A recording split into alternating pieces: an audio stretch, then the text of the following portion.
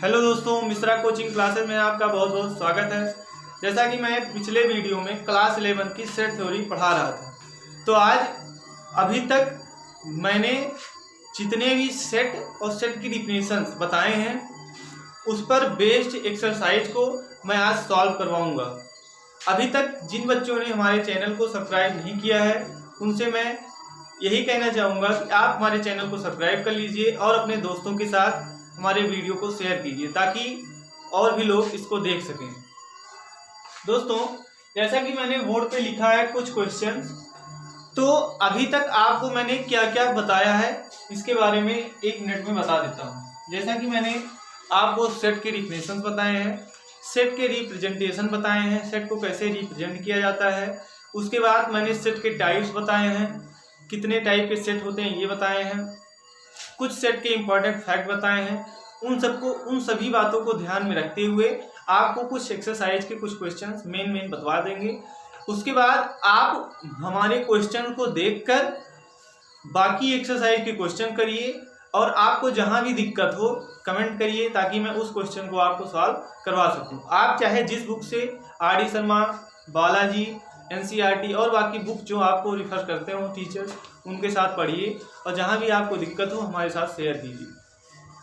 दोस्तों, जैसा कि मैंने लिखा है write the following set in roster form. जैसा कि मैंने आपको बताया था किसी भी सेट को लिखने के 2 मेथड होते हैं, जैसे कि रोस्टर फॉर्म या टेबुलर फॉर्म, और सेकंड मेथड होता है सेट बिल्डर फॉर्म। तो यहाँ पे आपको सेट बिल्डर फॉर्म में दिया गया है, आपको किस फॉर्म में लिखना है? रोस्टर फॉर्म में।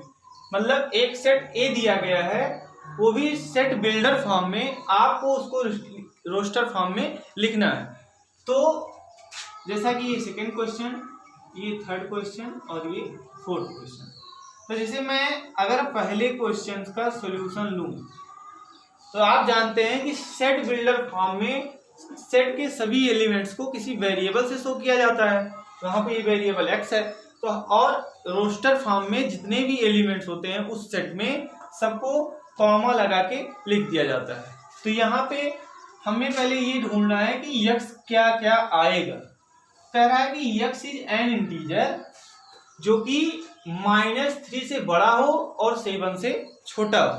-3 से बड़ा हो और 7 से छोटा हो। तो -3 से बड़ा -2 हुआ, -1 हुआ, फिर 0 हुआ, फिर 1 हुआ, फिर 2 हुआ, फिर 3, फिर 4, फिर 5, 6, फिर 6 तक होगा। क्यों? क्योंकि 7 से छोटा है। तो हमारा पहले क्वेश्चन का रोस्टर फॉर्म ये हुआ। मतलब जो दिया गया है उसमें कितने एलिमेंट्स आएंगे आपको यही इतना ध्यान देना है। तो इतने एलिमेंट्स पहले क्वेश्चन से आएंगे। इसके बाद सेकेंड क्वेश्चन का अगर सॉल्यूशन लिया जाए तो आपको ये देखना है, इसमें x is a 2 digit natural number. मतलब यक्स एक 2 डिजिट की नेचुरल नंबर्स है और जिनके डिजिट का सम कितना होना चाहिए? 8 होना चाहिए। तो सबसे पहले आप ध्यान दीजिए, ऐसा 2 डिजिट का नेचुरल नंबर ढूंढिए पहला जिनके डिजिट का सम कितना हो 8। तो जैसे कि आप सभी लोग जानते हैं पहला होता है 17। 17 में अगर 1 और 7 को ऐड किया जाएगा कितना आएगा? 8। इसके बाद होता है 26, इसके बाद होता है 26।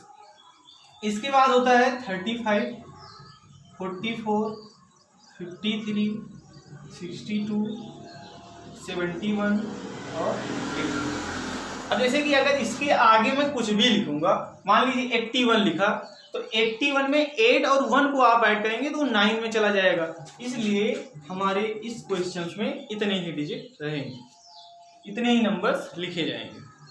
तो ये हुआ हमारे क्वेश्चन नंबर बी का सॉल्यूशन।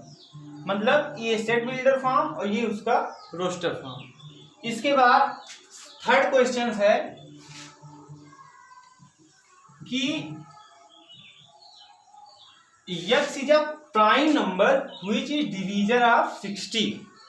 मतलब यक्स एक प्राइम नंबर हो और जो कि 60, जिसका मतलब जिससे 60 डिवाइड हो जाए। मतलब सेट सी में वही एलिमेंट्स होंगे जो एक प्राइम नंबर्स होंगे और जिससे 60 डिवाइड हो जाए। जैसा आप सभी लोग जानते हैं प्राइम नंबर जो होती हैं वो 2 से शुरू होती हैं। मतलब प्राइम नंबर्स वे नंबर्स होते हैं जो खुद से या 1 से डिवाइड हो जाए। तो पहला प्राइम नंबर 2 है और 2 से 60 डिवाइड हो जाएगा। इसके बाद दूसरा प्राइम नंबर 3 है और 3 से भी 60 डिवाइड हो जाएगा। इसके बाद तीसरा प्राइम नंबर 5 है, 5 से भी 60 डिवाइड हो जाएगा। अब इसके आगे ध्यान दीजिए, इसके बाद 7 होगा लेकिन 7 से 60 नहीं होगा डिवाइड। इसके बाद 11 होगा, 11 से भी नहीं डिवाइड होगा। आगे जितने भी प्राइम नंबर्स होंगे उनसे 60 डिवाइड नहीं होगा। तो कहने का मतलब सेट सी के सिर्फ कितने एलिमेंट आएंगे? 3, जो कि तीनों प्राइम नंबर है और जिनसे 60 डिवाइड हो जा रहा है। ये हुआ हमारा थर्ड क्वेश्चन। इसके बाद सेट डी। सेट डी में कौन कौन से एलिमेंट्स होंगे आपको इस पे ध्यान देना है। कह रहा है set of all letters of trigonometry word. कहने का मतलब ट्रिग्नोमेट्री वर्ड में जितने भी लेटर्स हैं इनका सेट बनाइए आप। ट्रिग्नोमेट्री में कितने लेटर्स हैं आपको ये ध्यान देना है। जैसे टी हुआ, आर हुआ, आई हुआ, जी हुआ, ओ हुआ, एन हुआ, एम हुआ, ई हुआ, आर हुआ और वाई। कहने का मतलब इसमें ओ 2 बार है, टी 2 बार है। तो ऐसे एलिमेंट्स जो सेट में 2 बार हो वो लिखे कितने जाते हैं? सिर्फ 1 बार। तो कहने का मतलब टी चाहे जितनी बार हो लेकिन जब सेट रोस्टर फॉर्म में लिखा जाएगा तो उसको सिर्फ 1 बार लिखा जाएगा। यही इस क्वेश्चन पे ध्यान देना है आपको बस। कहने का मतलब सेट डी का रोस्टर फॉर्म ये होगा। दोस्तों आपको इन चारों क्वेश्चन में जहां भी दिक्कत हो आप कमेंट जरूर करिए ताकि आपकी जो प्रॉब्लम हो उसको सॉल्व किया जा सके। अब बात करते हैं नेक्स्ट क्वेश्चन की। जैसे कि आप जब एक्सरसाइज का क्वेश्चन लगाएंगे तो पहले क्वेश्चन में आपको ये दिया गया होगा कि फाइंड करिए कौन कौन से सेट हैं। जैसे कि पहला क्वेश्चन मान लीजिए दिया गया होगा भारत के 10 सबसे मतलब इंडिया के 10 सबसे फेमस राइटर्स का कलेक्शन क्या एक सेट है। इंडिया के 10 सबसे फेमस राइटर्स का सेट कलेक्शन क्या एक सेट है? तो ये नहीं। तो आप कुछ वर्ड ध्यान दीजिए। फेमस, ऑनेस्ट,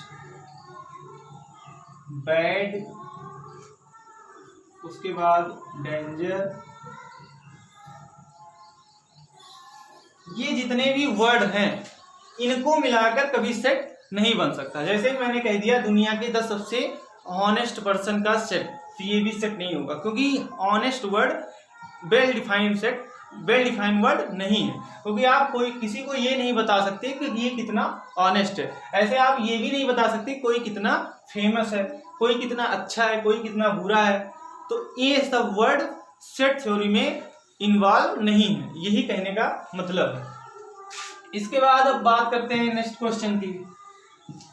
नेक्स्ट क्वेश्चन में दिया गया है जैसा कि मैंने पहले में बताया क्वेश्चन नंबर 3। तो क्वेश्चन नंबर 3 में जैसे कि बताया गया है आपको अभी तक सेट बिल्डर फॉर्म में दिया गया था, रोस्टर फॉर्म में लिखना था। अब की बार रोस्टर फॉर्म में दिया गया आपको सेट बिल्डर फॉर्म में लिखना है। जैसा पहला क्वेश्चन है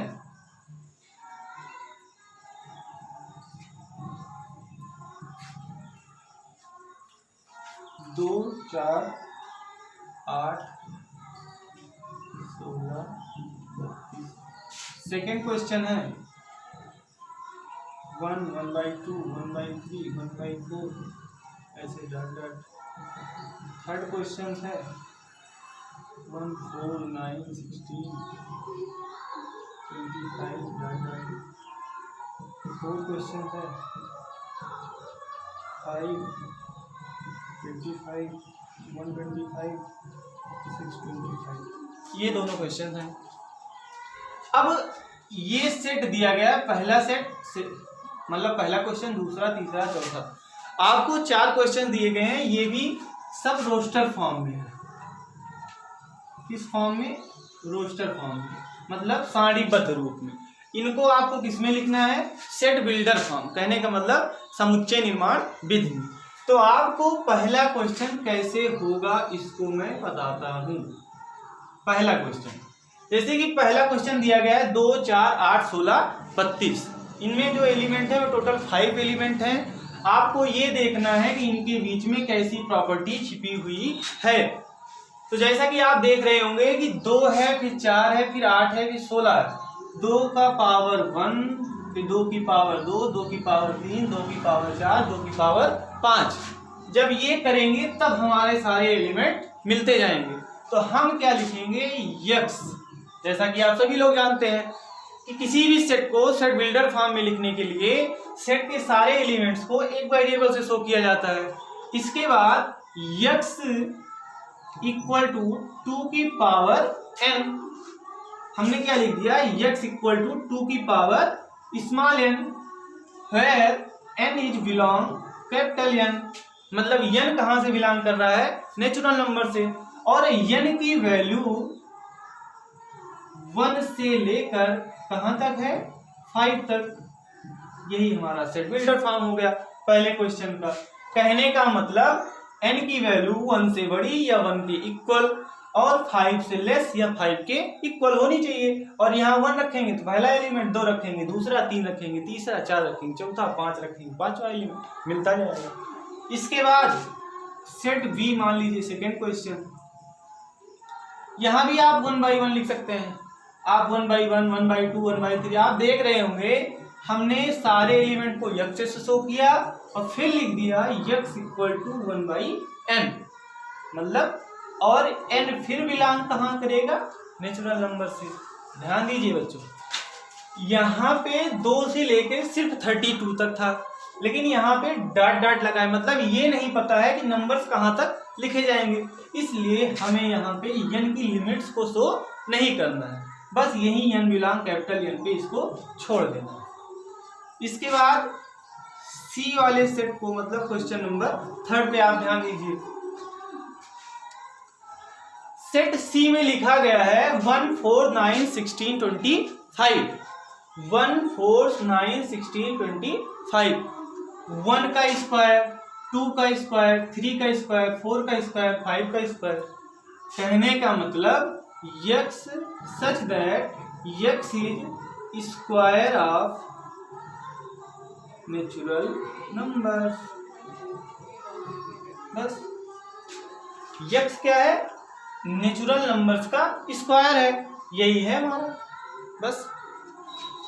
इसके बाद डी वाला देख लेते हैं। डी वाले में आपको फिर से ध्यान देना, जैसा सेकंड वाला बताया मैंने, 5 की पावर 1, 5 की पावर 2, 5 की पावर 3, 5 की पावर 4। कहने का मतलब 5 की पावर 1 का 5 आई है, 5 ही आएगा। 5 की पावर 2 मतलब 5 का स्क्वायर 25 आएगा। 5 का क्यूब मतलब 125। ऐसे 4 करेंगे 625। यही हमें यहाँ लिखना है, तो हम क्या लिखेंगे, x such that x equal to 5 की पावर 1। जैसे यहाँ मैंने लिखा था यक्स इक्वल टू 2 की पावर n, तो यहाँ लिखेंगे 5 की पावर n, और n कहाँ से बिलोंग करेगा, कैपिटल N से। और फिर n की वैल्यू कहाँ से कहाँ तक होगी,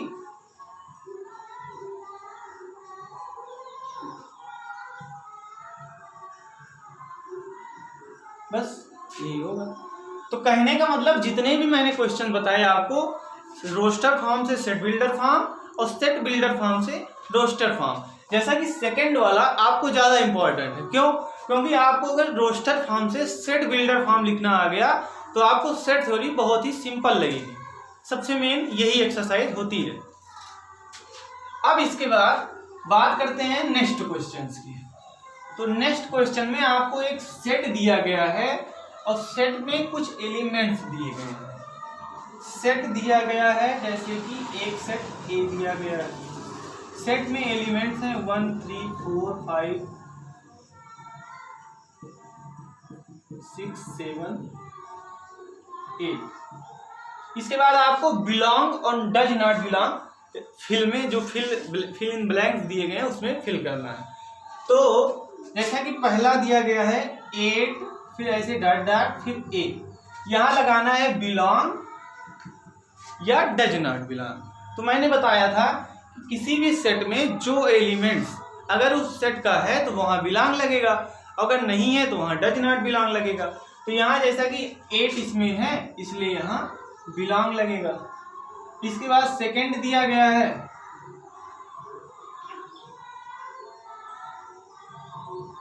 11, फिर यहाँ डॉट डॉट ए। तो जैसा कि आप देख रहे हैं 11 तो इस सेट में है नहीं, कहने मतलब 11 इस सेट का एलिमेंट नहीं है, तो हम क्या लिखेंगे 11 डज नॉट बिलोंग सेट ए। ऐसे आपको जितने भी क्वेश्चन बिलोंग और डज नॉट बिलोंग का दिया गया होगा आप उसको कर लीजिएगा।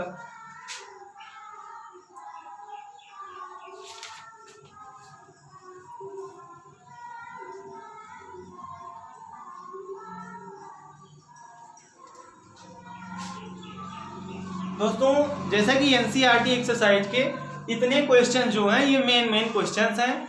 आपको इन क्वेश्चंस को देखकर बाकी के क्वेश्चंस आपको अच्छे से करना है। आपको जहां भी कोई किस क्वेश्चन में दिक्कत हो पहली एक्सरसाइज की और एग्जाम्पल्स में, तो आप हमारे चैनल पे या हमें कमेंट करके बताइए ताकि मैं आपको उस प्रॉब्लम को दूर कर सकूं। Thank you. अब नेक्स्ट वीडियो में नेक्स्ट एक्सरसाइज या आगे की कुछ टॉपिक्स के बारे में बात करेंगे। Thank you.